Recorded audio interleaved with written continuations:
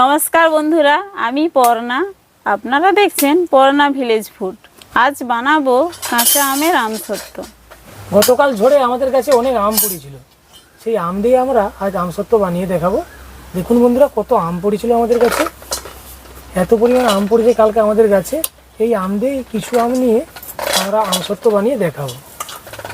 তাহলে চলুন ভিডিওটা শুরু করা যাক।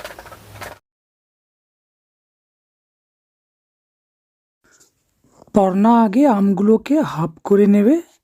আম কাটার সময় সবসময় ছাল সহ কাটবেন। ছাল সহ কাটলে হাত হড়কে যাবে না ও হাত কেটে যাবারও সম্ভাবনা থাকে না। পর্ণা আমগুলোকে হাফ হাফ করে কেটে নিচ্ছে। মা ভালো করে আমগুলোর ছালটাকে ছাড়িয়ে নিচ্ছে। দেখুন এইভাবে আপনারা আমের ছাল ছাড়িয়ে নেবেন। দেখুন মা আমটা ছাড়িয়ে নিয়েছে, এরকম ভালো করে ছাড়িয়ে নেবেন। আমের সবুজ অংশ রয়ে গেলে আমসত্ত্ব কিন্তু ভালো হবে না, সেই জন্য আমটাকে ভালো করে ফ্রেশ করে ছাড়িয়ে নিতে হবে। এই আমের বীজগুলোকে ফেলে দিতে হবে, না ফেললে আমসত্ত্ব খুব ভালো হবে না। আমসত্ত্ব যদি ভালো করতে হয় কিন্তু আমের বীজগুলো আপনারা মনে করে ফেলবেন। আমার সব আমের ছালগুলো তোলা হয়ে গেছে। আমি এবার আমগুলোকে ছোট ছোট করে কেটে ধুয়ে নেব।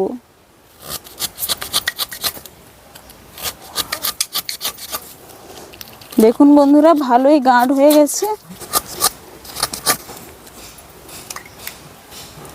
আমার আমগুলো ছোট ছোট ভাবে কাটা হয়ে গিয়েছে। এবার এগুলোকে আমি ভালো করে ধুয়ে নিচ্ছি। এবার আমি তুলে নিচ্ছি।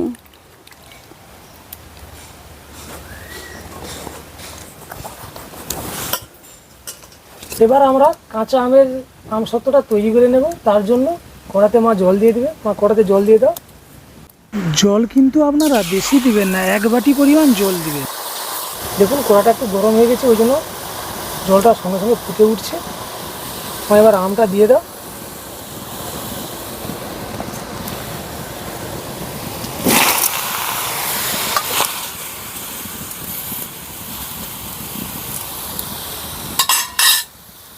এবার মা এটাকে ঢাকা দিয়ে দাও কিছু সময়ের জন্য বন্ধুরা ঢাকা দিয়ে দিচ্ছি। আমটা যতক্ষণ না সিদ্ধ হয় আমরা খুলে মাঝে মাঝে দেখে নেব আমটা সিদ্ধ হচ্ছে কি না।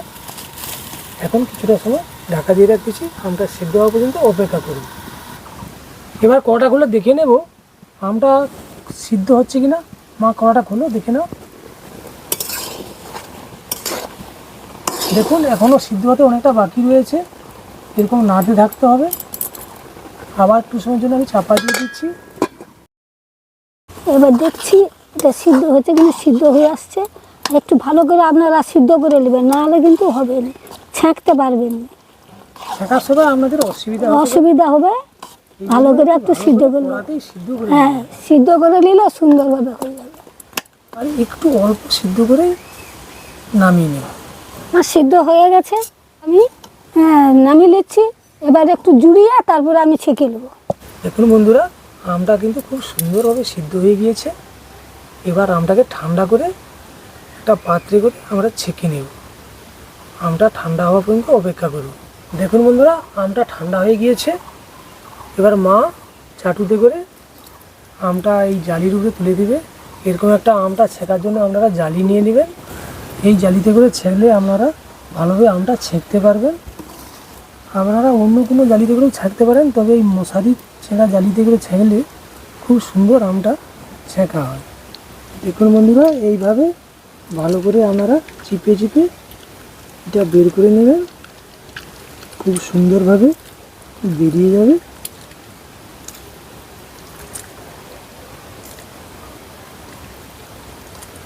এই সিদ্ধটা করে নেওয়ার জন্য পুরো যেন পাকা আমের মতো বেরিয়ে যাচ্ছে।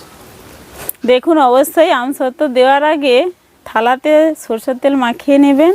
এটা দেওয়ার কারণ হচ্ছে আমসত্ত্বটা ভালোভাবে উঠে যাবে, অনেক দিন ভালো থাকবে।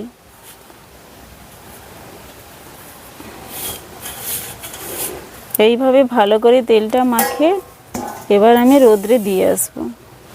আমি থালাগুলোকে রোদ্রে দিয়ে দিচ্ছি। আপনারা অবশ্যই আমসত্ত্বটাকে রোদে শুকনো করবেন, একদমই উনুনে বা গ্যাসে শুকনো করবেন না, তাহলে বেশি দিন সংরক্ষিত থাকবে না। দেখুন বন্ধুরা, কত সুন্দরভাবে আমের কড়টা বেরিয়ে গেছে। এটাকে এবার কড়াই দিয়ে ভালো করে ফুটিয়ে নিতে হবে চিনির সঙ্গে। মা এটাকে কড়াই দিয়ে দাও।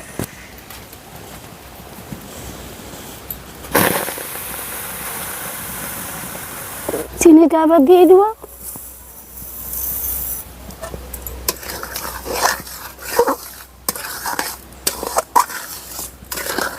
দেখুন ভালো করে এইভাবে একটু নেড়ে নিতে হবে যাতে চিনিটা এর সঙ্গে ভালোভাবে মিশে যায়, আর নাড়লে নিচে কিন্তু বসে যেতে পারে, এই জন্য একটু সময় ভালো করে নাড়তে হবে।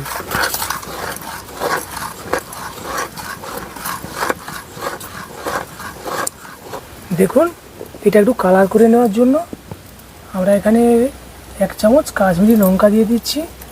আপনারা চাইলে ফুড কালারও দিতে পারেন।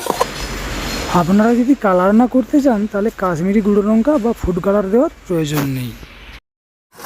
একটু নাড়তে থাকো যাতে না নিচে বসে যায়। প্লিজ চ্যানেলটিকে সাবস্ক্রাইব করুন আর পাশে থাকা বেল আইকনটি প্রেস করুন। এটা একটু স্বাদটা বাড়ানোর জন্য 1 চামচ বিন নুন দিয়ে দিচ্ছি, যেটাকে কালা নুন বলা হয়। আপনারা চাইলে সাদা নুনও ব্যবহার করতে পারেন। তো কালা নুন দিলে আমসত্ত্ব স্বাদটা খুবই ভালো হয়।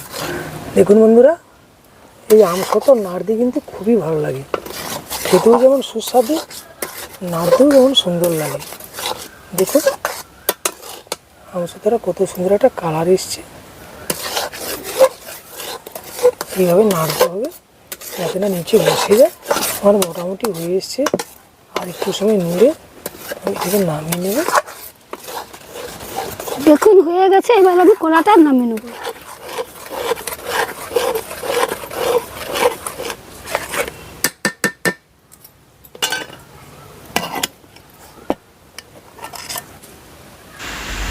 থালাটা রোদে দেওয়া ছিল আমসত্ত্বটা দেওয়ার জন্য, ওরা তুলে নিয়ে আসতেছে।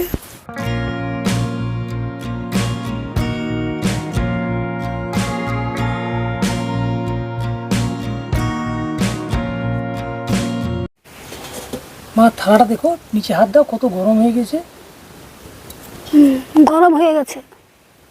এই গরম অবস্থায় এই যে রোদে রেখেছিলাম, এই যে থালাটা গরম হয়ে গেছে, এই অবস্থায় দিলে আমসত্ত্বটাকে তোলার সময় খুব তুলতে সুবিধা হবে।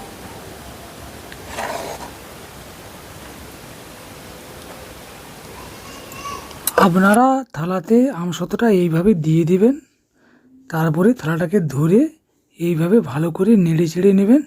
দেখবেন আমসত্ত্বটা খুব সুন্দরভাবে বসে যাবে। এইভাবে আমি দুটো থালাতে ভালো করে বসিয়ে নিচ্ছি।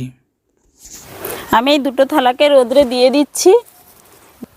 দুদিন আমার রোদ্রে দেওয়া হয়ে গিয়েছে। দেখুন আমসত্ত্বটা কেমনভাবে বসেছে। আমি এবার আমসত্ত্বটাকে কেটে নেব। আমসত্ত্বটা কেমন হয়েছে কেটে নেব।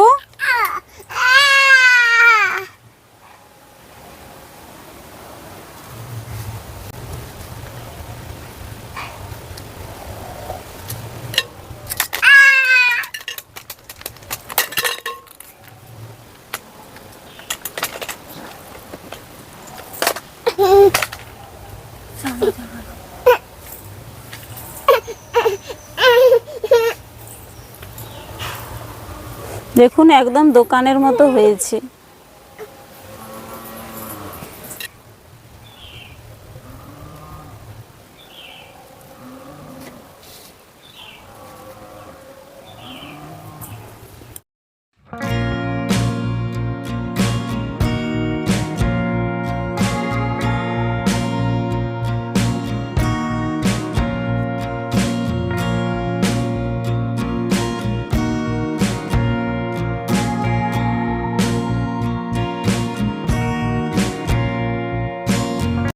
আপনারা বাড়িতে বানিয়ে খাবেন, খুবই ভালো লাগে। ভিডিওটি ভালো লাগলে লাইক ও কমেন্ট করতে ভুলবেন না। এখনই যদি চ্যানেলটিকে সাবস্ক্রাইব করে না থাকেন, এখনই সাবস্ক্রাইব করে নিন। দেখা হচ্ছে পরের কোনো ভালো ভিডিও নিয়ে।